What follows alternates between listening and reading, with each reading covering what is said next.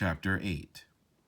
Over on the side of the stage, a shoe that looked like a peeled open banana appeared from behind a curtain. When it landed, the shoe burp squeaked. As a second banana shoe burp squeaked onto the floor, Kyle looked up, and there he was, Mr. Lemoncello. He had loose and floppy limbs and was dressed in a three-piece black suit with a bright red tie. His black, broad-brimmed hat was cocked at a crooked angle atop his curly white hair. Kyle was so close he could see a sly twinkle sparkling in Mr. Lemoncello's coal black eyes. Treading very carefully, Mr. Lemoncello walked towards the podium. The burp squeaks in his shoes seemed to change pitch depending on how hard he landed on his heels. He added a couple of little jig steps, a quick hop, and a stutter step skip, and yes, his shoes were squeaking out a song. Pop goes the weasel. On the pop, Mr. Lemoncello popped behind the podium. The crowd went wild. Mr. Lemoncello politely bowed and said very softly, "Thank you, grazie, grazie." He bent forward so his mouth was maybe an inch away from the microphone. "Buongiorno, boys and girls." He spoke very timidly, very slowly. "This is how my mama and my papa teach me to speak the English." He wiggled his ears, straightened his back. "But then," he said in a crisp, clear voice, "I went to the Alexandriaville Public Library where a wonderful librarian named Mrs. Gail Tobin helped me learn how to speak like this. If two witches were watching two watches, which witch would watch which watch? I can also speak while upside down and underwater, but not today because I just had this suit dry cleaned and do not want to get it wet." Mr. Lemoncello bounced across the stage like a happy grasshopper. "Now then, children, if I may call you that, which I must because I have not yet memorized all of your names, even though I am working on it. What do you think is the most amazingly incredible thing you'll find inside your wondrous new library? Besides, of course, all the knowledge you need to do anything and everything you ever want or need to do."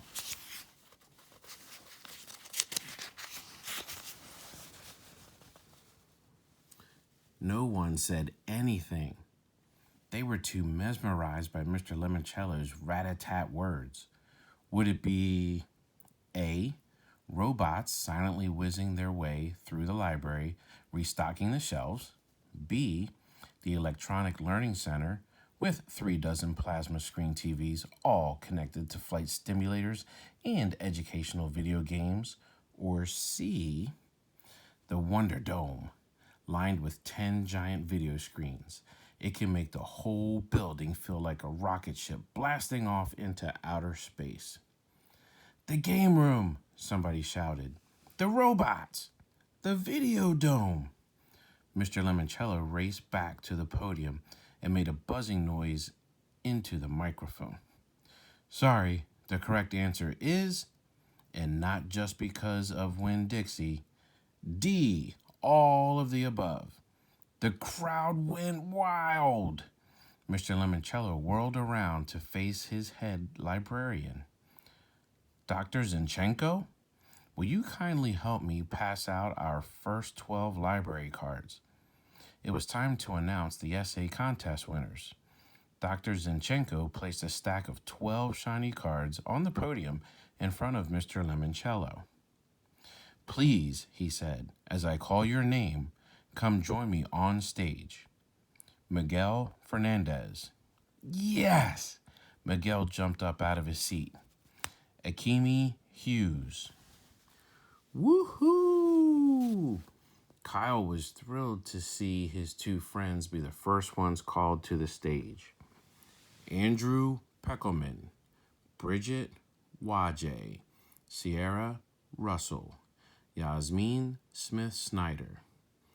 Yasmin squealed when her name was called. Sean Keegan, Haley Daly, Rose Vermette, and Kayla Corson. 10 kids, all the same age as Kyle, were up on stage with his idol, Mr. Lemoncello. He was not. Only 2 more chances.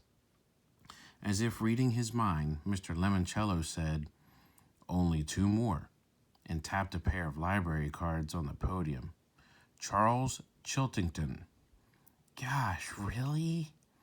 He dashed up to the podium and started pumping Mr. Lemoncello's hand. "Thank you, sir. This is such an honor. Truly, I mean that." "Thank you, Charles. May I have my hand back? I needed to flip over this final card." "Of course, sir. But I cannot wait to spend the night in your library, or as I like to call it, your anthenium. Because, as I said in my essay, when you open a book, you open your mind." Finally, Charles the brown noser let go of Mr. Lemoncello's hand and went over to line up with the other winners. "And last but not least," said Mr. Lemoncello, "Kyle Keeley."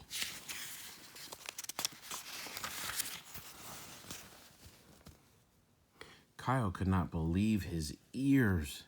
He thought he was dreaming, but then Akemi started waving for him to come on up.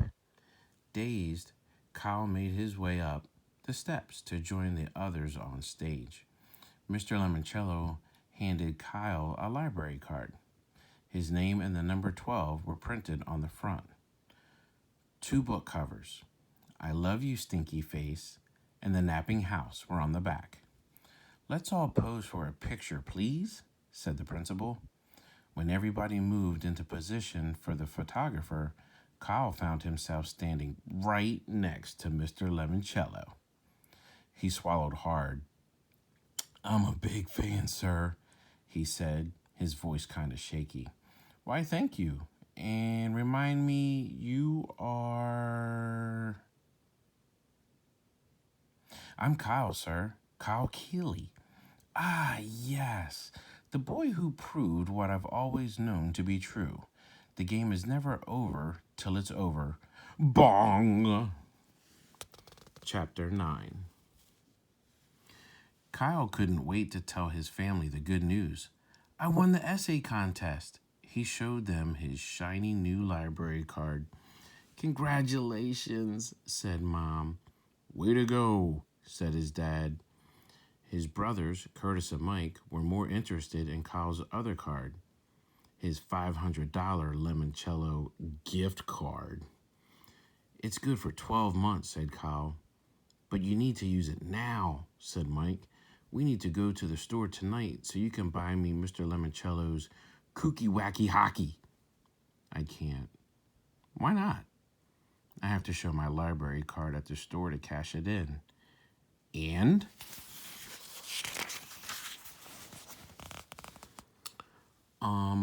I'm grounded, remember?" "You know, Kyle," said his dad, looking at his mother, who nodded, "since you worked extra hard and did such a bang-up job on your essay, I think we might consider suspending your punishment." "Really?" "Really." Kyle's mom and dad smiled at him, the way they smiled whenever Mike won a football game or Curtis won the science fair. After supper, all 5 Keeleys piled into the family van and headed off to the local toy store. "Lemoncello's hockey game is awesome," said Mike as they drove to the store, "especially when the Penguins play the Polar Bears."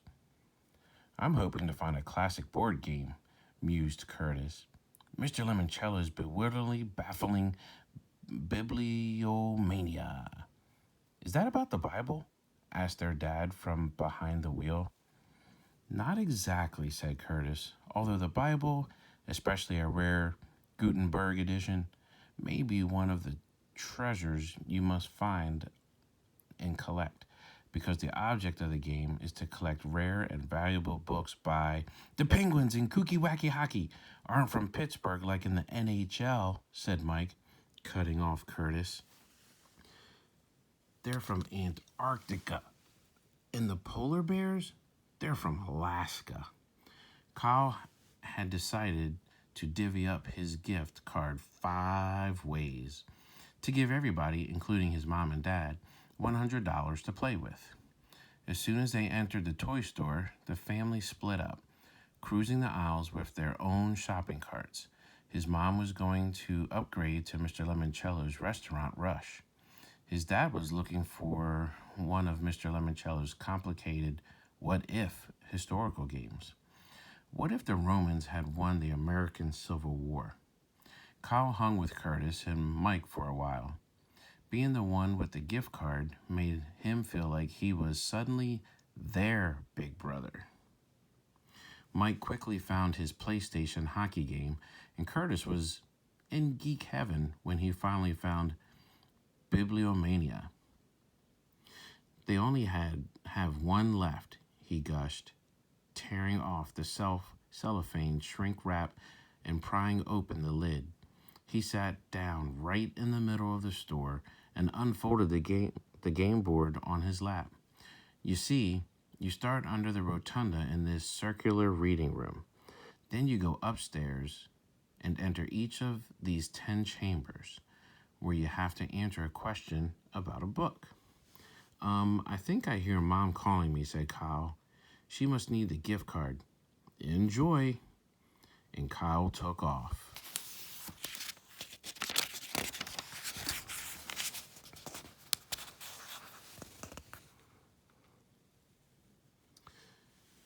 The store will close in 15 minutes, announced a voice from the ceiling speakers.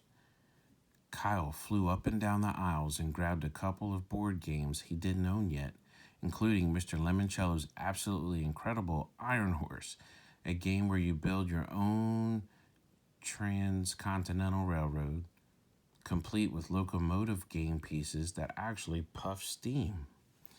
As Kyle was doing some quick math to see if he'd spent his $100, Charles Chiltington rolled up the aisle with a cart crammed full with $500 worth of loot. Games stacked on top of games were practically spilling over the sides. Mr. Lemoncello's phenomenal picture word puzzler, one of Kyle's favorites, was teetering on top. Hello, Mr. Keeley, said Chiltington with a smirk. He looked down at the 3 games sitting in the bottom of Kyle's shopping cart. Just getting started? No, I shared my gift card with my family. Really? Well, that was a mistake, wasn't it? Kyle was about to answer when Chillington said, So long. See you on Friday. Kyle wasn't 100% sure, but Charles might have also muttered, Loser. Since the store was about to close, Kyle headed toward the checkout lanes. When he passed the customer service department, he saw Haley Daly. No, Kyle heard Haley say in a hushed tone to the clerk working the returns window. I do not want to return these items for store credit. I would prefer cash. Kyle finally found his family, showed the cashier his library card, and paid for everything with a single swipe on his gift card. You know, Kyle, said his dad as the family walked across the parking lot, your mother and I are extremely proud of you. Writing a good essay isn't easy. Maybe you'll be an author someday, added his mom. Then you could write books that'll be on the shelves of the new library. Thanks, little brother, said Curtis, practically hugging his Bibliomania box. Yeah, said Mike, this is awesome. Way to win one for the team. Best family game night ever, joked their dad. Kyle was enjoying his rare moment of glory, playing Santa Claus for his whole family. As the week dragged on, Friday night and the library lock-in started to remind Kyle of Christmas too. It felt like they would never come. Then, Finally, they did.